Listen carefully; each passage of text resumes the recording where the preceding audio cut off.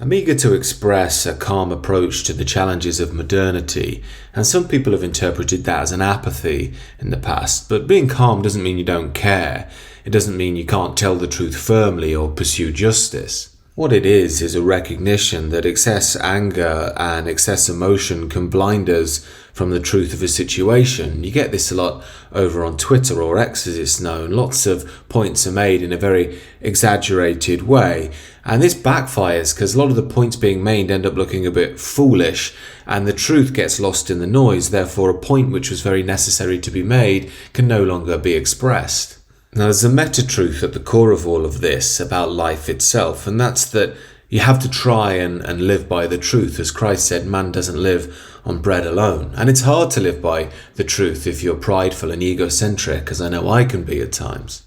Yet if we're willing to do the necessary spiritual work to align ourselves with what is rather than what we'd like to be, we do stumble upon a metaphysical fact of life. That's that our inner and outer lives start to improve around us. In essence, there are truths deeper than scientific modernism. In many ways, the great sin of modern ideologies such as socialism, liberalism, fascism is they all masquerade as absolute systems with the fundamental answers of how to govern the self and society.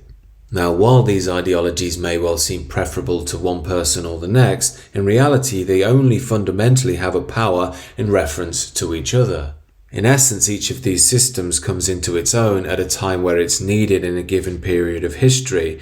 Ideally, that time should be moderated by the elders of the tradition.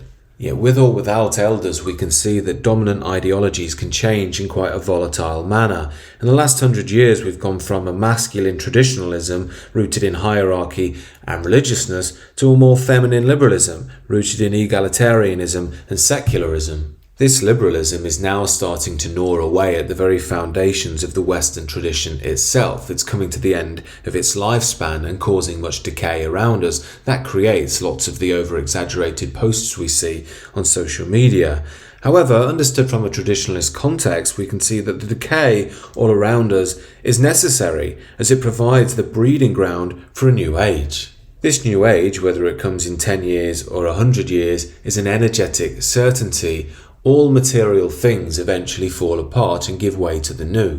Accepting these root-level truths allows us to approach the modern decay with a sense of calm rather than a sense of alarm. We know that the dark times are necessary for forming a new spirit, the leaders of tomorrow. It allows us to trust life itself and welcome in a new age. These are very much the themes I intend to explore more on the Substack in the coming weeks and months, as well as some of the personal work I've got planned. Do check it out if you're interested, and do consider subscribing to the channel if you're new.